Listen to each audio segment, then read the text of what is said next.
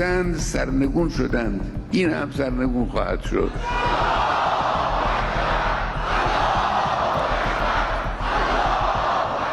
পুরো বিশ্বকে চমকে দিয়ে ইরান ঘোষণা করেছে তারা আর কোনোভাবেই আমেরিকার স্যাটেলাইট, ইন্টারনেট সেবা কিংবা বিদেশি চ্যাটিং অ্যাপ ব্যবহার করবে না। শুধু তাই না, তারা গুগল থেকেও বের হয়ে যাচ্ছে বলে জানিয়েছে। এই ঘোষণার কয়েক ঘন্টার মধ্যেই আন্তর্জাতিক গণমাধ্যমে আসে আরও বড় এক খবর। ইরান ইতিমধ্যে আকাশে তাদের নিজস্ব অত্যাধুনিক জিপিএস স্যাটেলাইট উৎক্ষেপণ করেছে।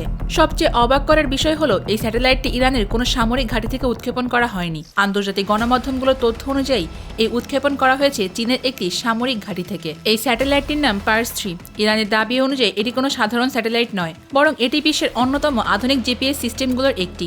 এতদিন ধরে ইরান তাদের মিসাইল, ড্রোন এবং বিভিন্ন সামরিক প্রযুক্তি চালানোর জন্য মূলত আমেরিকার জিপিএস সিগন্যালের উপর নির্ভর করেছিল।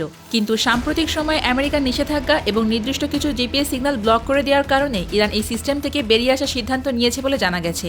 এর বাস্তব প্রমাণ দেখা গিয়েছিল মাত্র 2 মাস আগেই, যখন ইরান ইসরায়েলের দিকে কয়েকশো মিসাইল ও ড্রোন নিক্ষেপ করে পাল্টা জবাব দেয়। তখন দেখা যায় কিছু মিসাইল ঠিক জায়গায় না পড়ে অন্য জায়গায় গিয়ে পড়ছে। আর এই ঘটনাটা ইরানের সামরিক গোয়েন্দা সংস্থাগুলোর জন্য ছিল এক বড় ধরনের সতর্ক সংকেত। এই পরিস্থিতির মধ্যেই তখন ইরানের সর্বোচ্চ নেতা আয়াতুল্লাহ খামেনির একটি বক্তব্যে তিনি বলেছিলেন, আমাদের যত দিক থেকে পথ বন্ধ করে দেওয়া হবে আমরা তত বেশি নিজেদের পথ তৈরি করে নেব। আর পার্স 3 স্যাটেলাইট উৎক্ষেপণের মাধ্যমে এই কথার বাস্তব প্রমাণ দিয়ে দিয়েছে। সবচেয়ে অবাক করা তথ্য হলো এই জিপিএস স্যাটেলাইটটি তৈরি করা হয়েছে ইরানের পাহাড়ের নিচে প্রায় 200 ফুট গভীরে নির্মিত একটা গোপন গবেষণাগারে। হাজার হাজার ইরানি বিজ্ঞানী ও প্রকৌশলী এই প্রকল্পে কাজ করেছেন বলে দাবি করেছে বিভিন্ন গণমাধ্যম। আন্তর্জাতিক বিশ্লেষকদের মতে এমন একটি উন্নত জিপিএস স্যাটেলাইট তৈরি করতে যে প্রযুক্তির দক্ষতা দরকার তা অনেক উন্নত দেশের কাছেও নেই।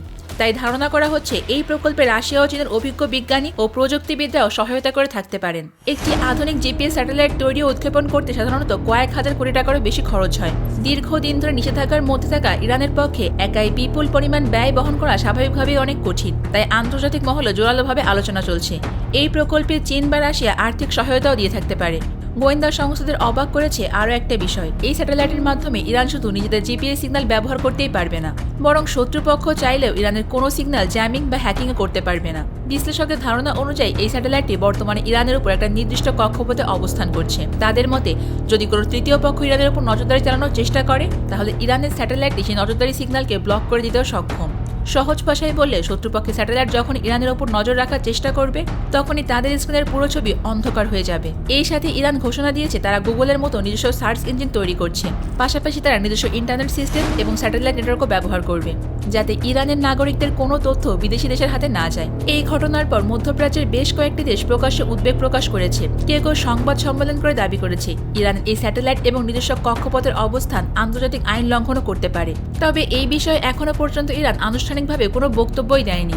কিন্তু একটা বিষয় স্পষ্ট, পার্স 3 উৎক্ষেপণের মাধ্যমে ইরান শুধু একটি স্যাটেলাইট আকাশেই পাঠায়নি, তারা পরিষ্কার করে জানিয়ে দিয়েছে প্রযুক্তিগত দিক থেকে তারা আর কারো উপর নির্ভর করতে চায় না। আমেরিকান স্যাটেলাইট, বিদেশি ইন্টারনেট কিংবা চ্যাটিং অ্যাপ সবকিছুর বাইরে গিয়ে ইরান এখন নিজের পথ নিজেই তৈরি করছে।